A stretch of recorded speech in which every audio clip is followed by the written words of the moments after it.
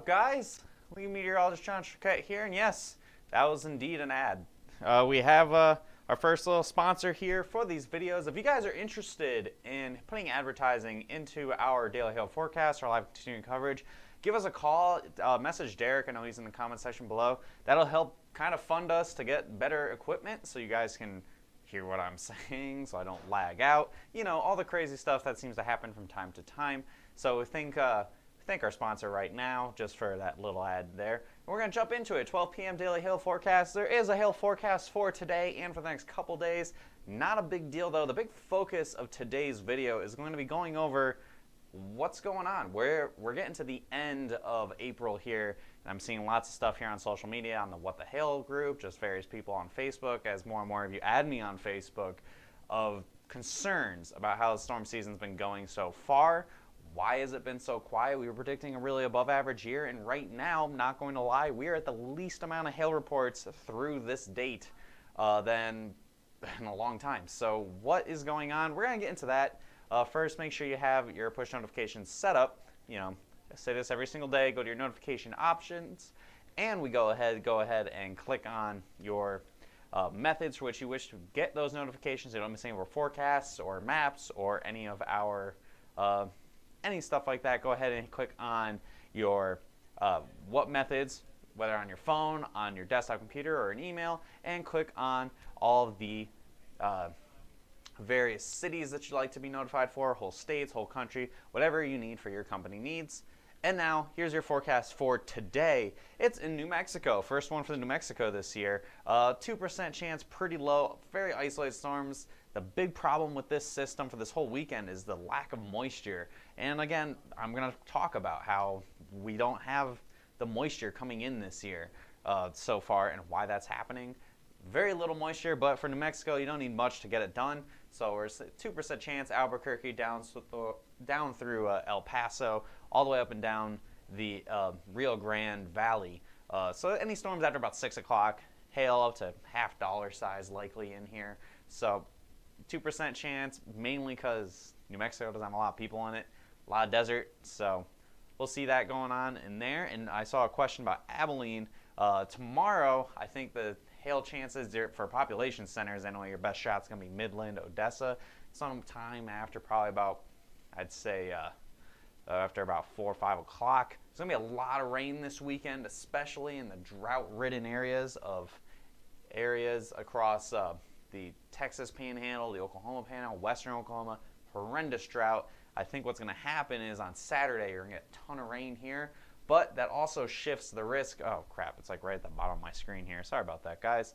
It shifts the risk far enough southwards down at the bottom of my screen. I think the moisture is going to have a hard time getting even to Dallas. I think the moisture is going to make it to like Waco at best. So that means your chances for hail are going to be somewhere across maybe out Austin, maybe even places like San Antonio, possibly down towards Houston. Don't really think so much for the New Orleans area. Oh man, just got a whole mess of comments come flying through in there. And I saw a question for Abilene. I think even Abilene is too far to the north for this risk on Saturday. So with that, why has this year started so quiet? What's going on, guys? Like we were talking about how things were going to be going crazy this year. I pretty much nailed when it was going to start hailing, and then things just didn't pan out. So what was this? Well, you're going to go on a ride with me here, guys. We're going to be talking about some more advanced meteorological things. I'm going to try to keep it as simple as possible, put it down into layman terms for the most part, but it's called sudden stratospheric warming. Now, what the stratosphere is you have the bottom of the atmosphere where all the weather happens. That is the troposphere. That is where all the weather happens, all the way up to the very tops of the thunderstorm clouds. The stratosphere is where the ozone's at, and that is much higher up, miles and miles up into the atmosphere. And around February 11th, there was a rapid upper air heating event that occurred that caused a ripple effect throughout the whole planet in terms of what's going on. So what that was is the warming took the polar vortex. I know you guys know what the polar vortex is at this point based on how the media has latched onto that word a couple years back. And it dislodged the polar vortex from the Arctic and it dumped it down into the east, yes, at East Conos, the continental U.S., and also into Europe. And this, in turn, caused the event, how severe it was. We had a 50-degree temperature change in about 3 days across like Greenland, which is a huge deal in terms of planetary scale things. And it locked our weather into a winter-like pattern pretty much since the beginning of March. So how did this happen? I've got some graphics here that hopefully will give you a decent visual. So this was an estimation what the jet stream was like in early February.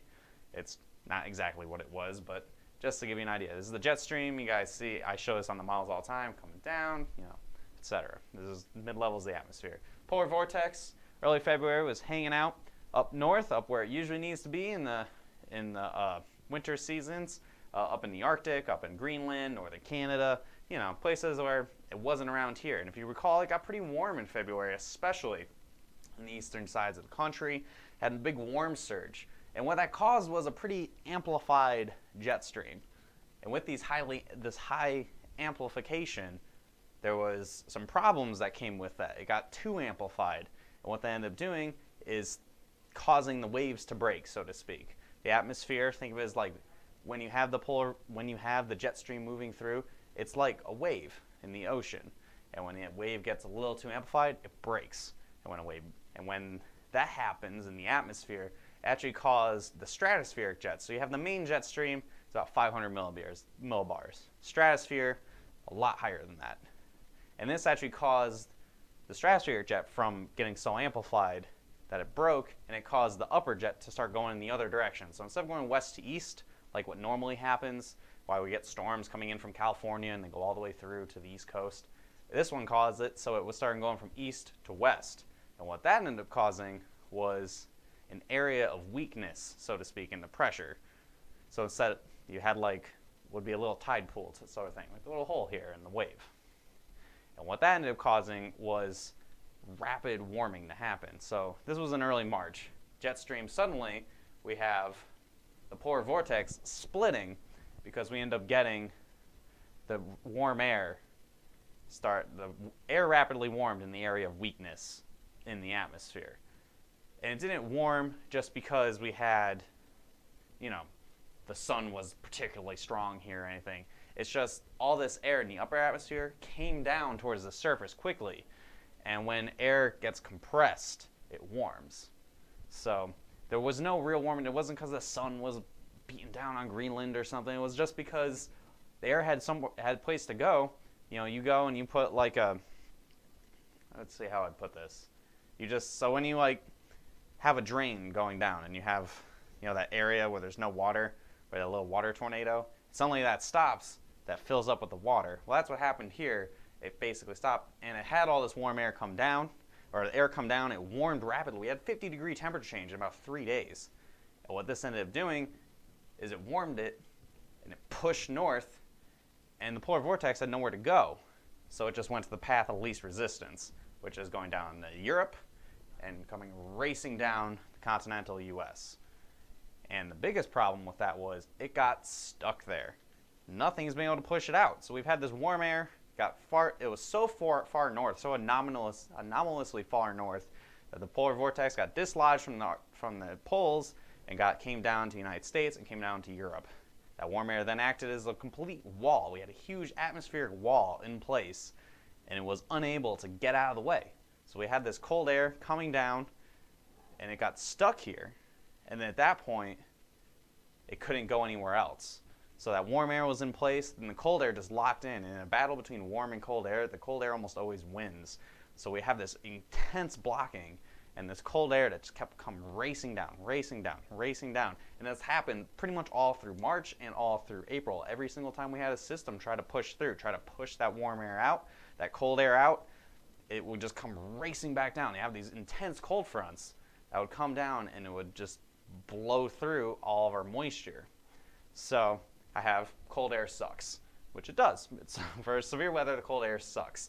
And what's been happening is with all this cold air up to the north, just to our north, and every time we had a system come out through the west, it would take all this Arctic dry air that's in the area, and it would try to suck up some of that ample Gulf moisture. That's why we've had some severe weather events in Alabama and Texas.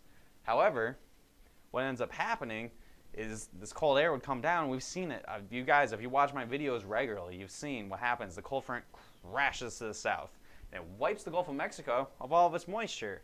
And that's where we get our storms. That's honestly where we get most of our weather across a good chunk of the eastern part of the United States, is because there's a warm, moist air in the Gulf of Mexico that when a system comes through from the west, it pulls all that warm air to the north. With all this cold air in place, every time it comes through, all it does is it just wipes that stuff clean.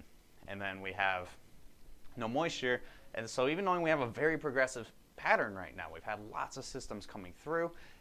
And if this wasn't happening, we would have had an extremely active beginning into the year because we'd have all this moisture available. But right now we don't have anything available. I mean, just the other day we had a system move through and there was no precipitation all with it whatsoever. We just had big fires out in Oklahoma because the system last weekend pushed all this dry Arctic air all the way down to like Cuba. So that kind of caused some serious problems, and that it just seems to keep happening, and we haven't the models keep wanting it to end. If you guys have been watching us, I'm sure a lot of you guys watch us every single day. I go, oh, well, next week, here we come. And then the next week comes, we're like, well, but next week, here we come. And at this point, it's starting to look like it will happen eventually. We just don't really know when. This system has been unprecedented in how long it goes. Unfortunately, these events are very hard to predict, so I didn't really see it coming. This is a planetary scale type thing. So by that means it major effects. So like El Nino, La Nina, those are also planetary scale effects. And for example, El Nino, La Nina, sometimes you can predict that out almost a year in advance if you know what you're doing good enough. This, you have a 5-day lead time at best.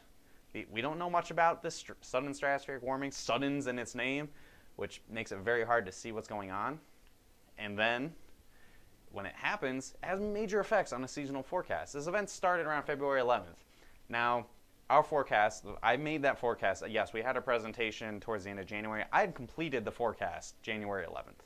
So a full month before this even started to happen, my forecast was locked. I pretty much had the graphics put together, and we had our early look event, and we had our forecast out by February 1st, which, unfortunately, our forecast was out and locked and loaded by the time a major player came in out of nowhere and changed our forecast. And the big problem was, as well, we weren't the only ones that did this. I'm sure if you watch on local news, you're talking about a very active April for tornadoes and everything for Oklahoma, and then suddenly we're going to most likely go the longest without any sort of tornado at all whatsoever in Oklahoma. The latest start for any tornado is April 26th, and I'm going to tell you right now, we're going to probably make it to May, which is unprecedented.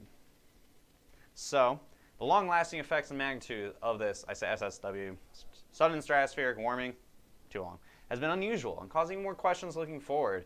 I'm not the only meteorologist here who's looking at this thing going, man, I don't know when this is going to stop. I can't believe this went so strong. These happen pretty often. Sudden stratospheric warming, events like this happen every couple of years. The atmosphere gets really amplified, but nothing like this. This was next level. This is a really strong one, and it's been very stubborn and very unable to go away, which unfortunately means there's probably going to be major revisions to our 2018 hail forecast that are going to be coming to adjust for what has happened in the early season here. I'm not going to surprise anyone by saying it's not going to be above average. There's a very small chance that this turns around and we have the busiest June and July on record to make up for the fact that April's been kind of a dud. So I'll get that out to you guys probably next week. It takes a little while to go. Doing these forecasts take a lot longer. I mean, this I was able to put together yesterday, but the actual forecast for a whole country and trying to adjust everything, that's going to take a lot longer. So it'll probably be some point next week when I get that out to you guys. There's not going to be much weather going on, so I'll have some time to work on that. But I'm going to look at my phone now and actually answer some questions. I saw the comments coming on here, but I was just trying to get through my thing. Let's see. We have a bunch of questions. Fire Earth, Broken Dallas. Any good news regarding this phenomenon, asked Todd? The good news is we've been in a very progressive pattern. So you want a progressive pattern, lots of systems moving through. So really all it's got to take is once the cold air goes away, we'll be good to go. That's like the main reason why I was really holding my breath on calling, it's a bust season, because all it could take is just suddenly it goes away. We have a really strong system to push through, push the warmth up, opens the Gulf for business essentially with lots of moisture, and suddenly May suddenly ends up being really busy, and then June ends up being really busy. I can't just go and go, it's all wash, because there are previous years, like 2013, I'm sure a lot of you guys, especially in Oklahoma, know it was very quiet, and suddenly that third week of May came along, and you had the craziest 2.5 weeks of severe weather that Oklahoma's had in a long time. So stuff like that is very possible to happen, where suddenly the switch flips and we start going into a much more active pattern.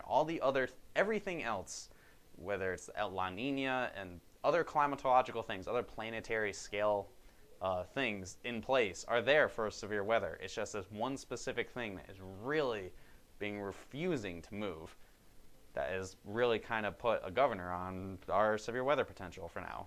Once that governor gets taken away, we could go up into the stratosphere basically in terms of amount of events. It's just a matter of if or when that even happens. If it happens in July, it'll be up in Canada, which, but I don't think it's gonna. There's some signs that it's starting to kind of finally break away, but I've been saying that for a month and a half now, so I'm kind of a little more tepid on that one. Let's see. A lot of questions here. Blame John. Do you think this, Joshua Lee asks, do you think the slow start to the year would mean the hail season has a late start and be a month late, or do you think it'll just be a bad year? Well, I think, honestly, it'll still just be delayed, but now April is a pretty important month for just pure hail numbers. So I think we're kind of eating away at like getting to that really high-end year. I think we could still break average if things turn around in May and June. I think the way how cold it's been, I think we're going to have a little bit of a delay. I don't think we're going to jump straight up to summer, like 110 degrees suddenly. I think it'll be a little delayed. I think the back half of the season might be more active than what I was originally thinking. But I think overall, it's not going to be like a number 3 year like we had last year.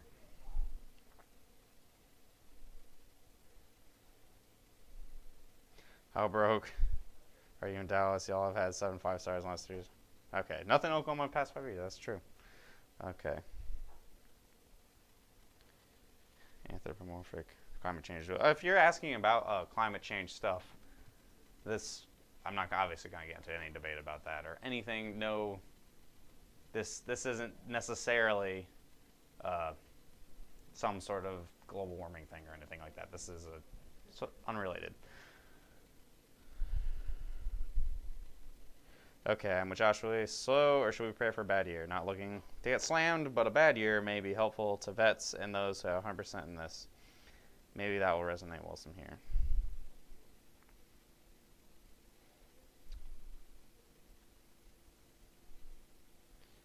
Okay, all right, so now I've kind of thumbed through much of the questions.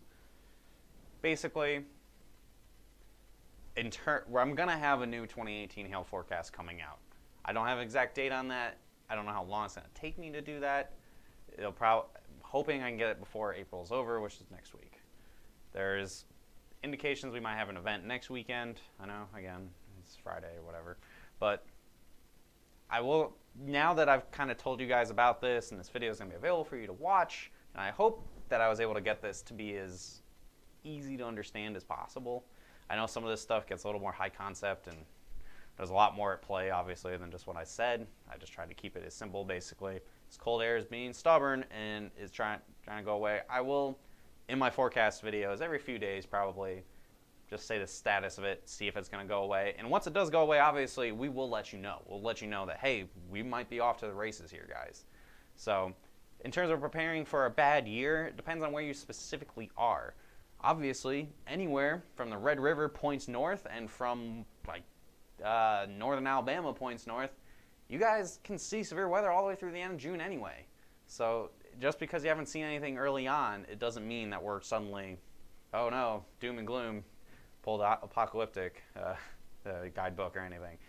I think it's just much more, I know especially in the Dallas area, you guys have been spoiled the past couple of years. Since 2016, you've had major storms happening in the second half of March. You guys can get big storms all the way to June. So Dallas, you guys have had a storm already. I know it's been in an area that's been hit quite a few times, but you can have there is still a chance for more storms. Oklahoma, I think, again, just think about like 2013. I know that you'd had a couple storms by now, but some of the biggest storms happened in like the second half of May. And obviously places like Minnesota and stuff, yeah, you've been getting socked into the snow endlessly. And I know that's frustrating. It's frustrating for me on my birthday last week. It was the first time I saw snow. There was flurries in the air in Oklahoma City on my birthday, April 14th. And I haven't seen snow on my birthday since I was a kid growing up in the Northeast. So yeah, it's frustrating. I get it. Just as frustrating for us, and it's a little concerning.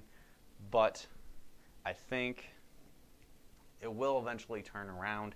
I don't think it's going to be this doom and gloom year. It just, like every year, it depends on that one good storm. Like Denver had one amazing storm last year, and that made the season for them. But for overall reports, it was a kind of below average year. They had one big storm, and that was it. But it was such a good storm that didn't really matter. So it really depends on, who gets hit. You're trying to hit a needle in a haystack, essentially, with a big storm hitting a city. So you just kind of got to prepare for a more below average year versus an above average year, and just do your hail dances and hope you get a really big storm to hit Oklahoma City or a different portion of Dallas isn't Plano or St. Louis or Kansas City or wherever you guys are watching us from. So I hope that kind of clears things up a little bit, kind of explains why things have kind of gone the way they've gone so far, why we're wrong. Predicting the future is hard, and sometimes things happen after the fact for when we did our forecast, and I didn't have any control over that. So, you're not in song. Okay. Yeah, and there's always old hail with new hail dates. Hail trace, we can help you out with that as well. We're doing pretty good at finding the honey holes. So,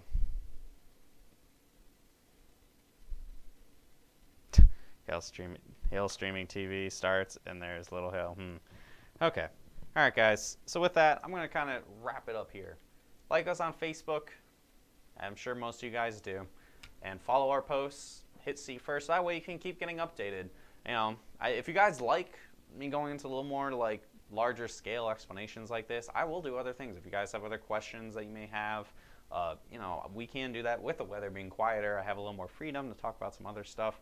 So, put in the comment section below or message us if you want me to talk about some other things. I'll keep you guys up to date with this cold air, with these large scale patterns. Obviously, if things change or when they do change, you guys will be the first to know after I can confirm that's probably happening. And so make sure you do like us and follow us on Facebook so you get those updates. And other questions, you want to do advertising for us? If you want to do advertising for these videos, feel free to give us a call. Message Derek, he's in the comments section, or go on our Hail Trace, go on Hail Trace website, hailtrace.com, hit the little intercom icon, it's a little blue circle with a speech bubble in it, click on that, and it'll do an AIM instant messenger type deal that sends out to the whole staff and will answer any questions you may have. Any questions about Hail Trace, about the weather, specific questions I didn't answer on here for you guys, go on and you can message down there. You can add me on Facebook and message me. I'll answer any questions you guys have within reason, obviously. Don't get too mad at me if it didn't hail in your city yet. I only can predict when it's going to happen. I can't make it happen. If we could, this year would not be going the way it is right now. So with that, hope you have a great rest of your Thursday, guys. There is that chance for some hail in New Mexico later on today and possibly into Central Texas going into Saturday. Well, a new video tomorrow at 12 like we do every day here at Hail Trace. Hope you have a great rest of your Thursday. I'll see you guys again tomorrow at 12 p.m. Have a great day. Thank you.